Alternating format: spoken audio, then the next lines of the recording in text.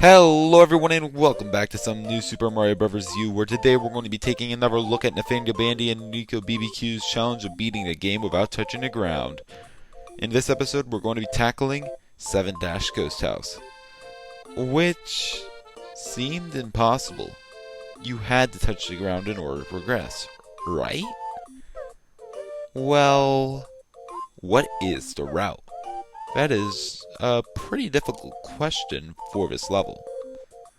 So in order to explain it, let me pull up a map of the level that I actually created. Now at first, it might seem pretty confusing. So let's start at the beginning. Now in this first room, we have a door that has a yellow square around it. If a door has a square around it, that means you can enter it, and the room it leads to will have that same colored square around it.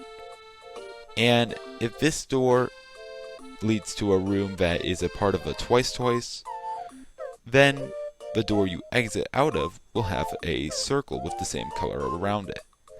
In this case, since you enter the first door, you'll go into the first room of the twice, and then you'll exit out of the door with the yellow circle. Now, some of you might be wondering what a twice is. It's a term that comes from Mario Maker if two rooms look exactly alike, although normally used in troll levels, one room will have a few minor differences, such as trolls being different.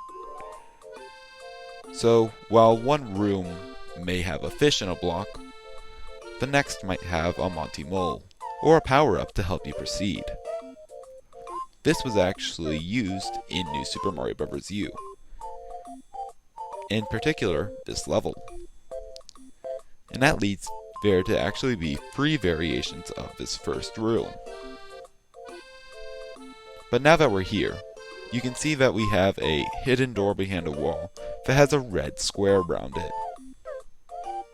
And this leads to one room that has 2 doors in it, although both of them don't go on screen at the same time. So I went ahead and separated the room into 2 images in order to show both of the doors. One has a bunch of coins around it, and one is earlier in the level with a power-up block right next to it. Both of these doors have a green box around it, and they both lead to the next twice room. Now, as you can see, this next room looks pretty much identical, but it does have a few differences. For one, you can't activate that block that is to the right of the door that has the green circle on it. There's a wall preventing you from doing so. But in other news, you can actually go into a bunch of new doors, such as the one with the cyan box and the one with the purple box around it. Now, the cyan box leads to the room that has the major problem in it. That being a floor that if you go on, it'll let you actually proceed downward. And in fact, it'll let you collect a star coin. But you actually have to stand on the floor in order to activate it, making it seem impossible. But, if you could notice, by entering the cyan door, it leads you to the cyan room, and in this cyan room, it leads to an orange door, and this orange door leads back to the same room, just with a different exit point. Which means this isn't part of a twice. It's just the same room over again. But that begs the question, do we really have to enter this door? The answer is no. The correct solution, in fact, is to go ahead and enter the purple door, which means we're able to completely bypass this entire section. Then by entering the purple door, we enter the purple room, which then we can enter the white door, which will take us to the next twice room, which again, of course, looks identical to the last 2. Now, in this twice room, we have more doors that are completely different. Now we exit out of the white circle door, and then we can either proceed to the magenta box door, the beige box door, or the brown box door. By entering the magenta box door, we're taken to another room that will have an elevator that will raise us up in order to collect a star coin.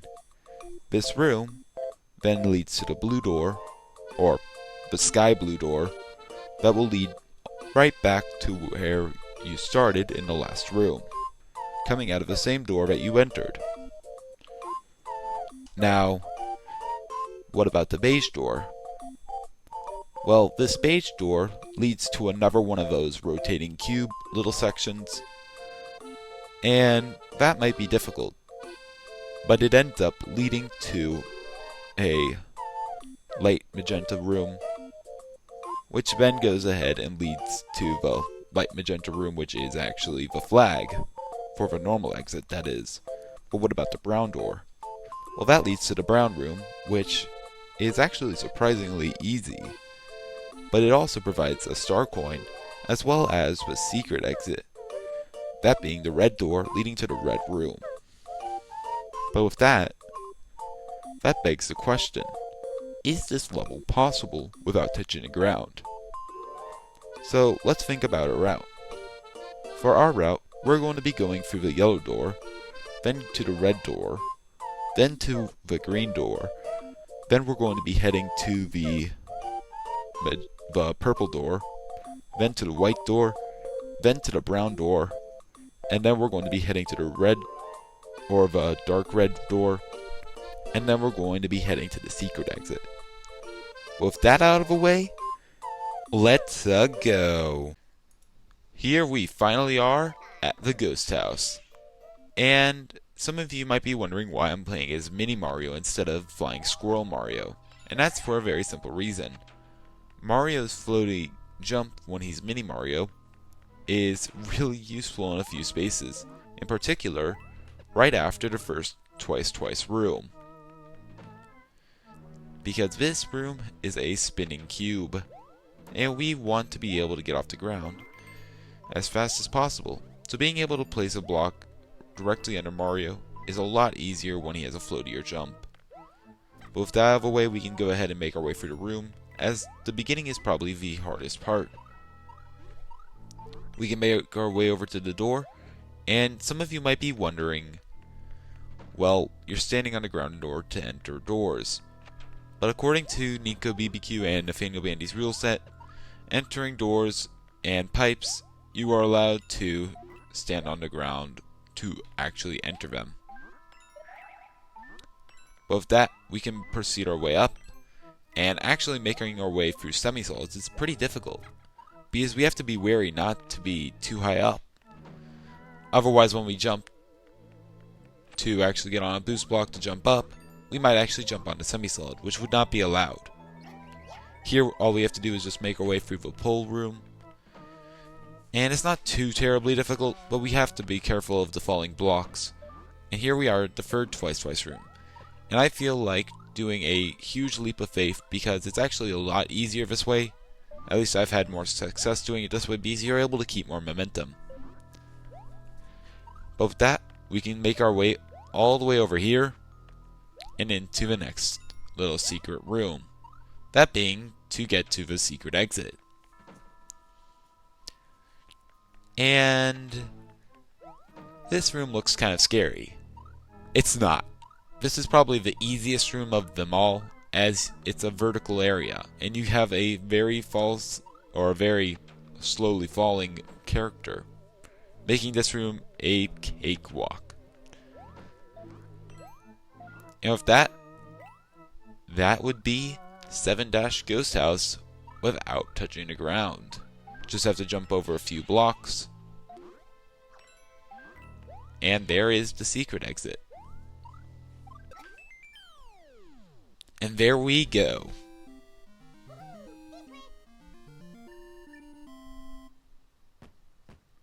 And with that, not only have we just beaten, well, 7 Ghost House, but in Nathaniel Bandy and NicoBBQ's video, they had 3 ground passes total.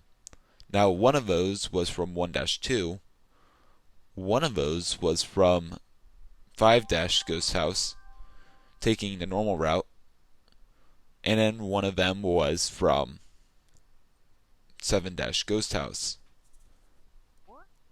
But looking at it a little bit more closely, we know that in 5-Ghost House, when he took the normal route, he ended up getting stuck at, well, I'm pretty sure 6-Castle or 6-Mini-Boss Castle. Because of that, he backtracked to the secret exit of the 5-Ghost House, meaning he never really needed that ground touch at all. Meaning, technically his total should have been 2. Which in turn, because we have already beaten now 7-Ghost House, it should only be 1. And because previously we'd beaten 1-2, technically, now with NicoBBQ and Nathaniel Bandy's rule set, it is possible to beat New Super Mario Bros. U without touching the ground and only standing on boost blocks. But with that out of the way, thank you all so much for watching, and I'll see you guys next time. Goodbye!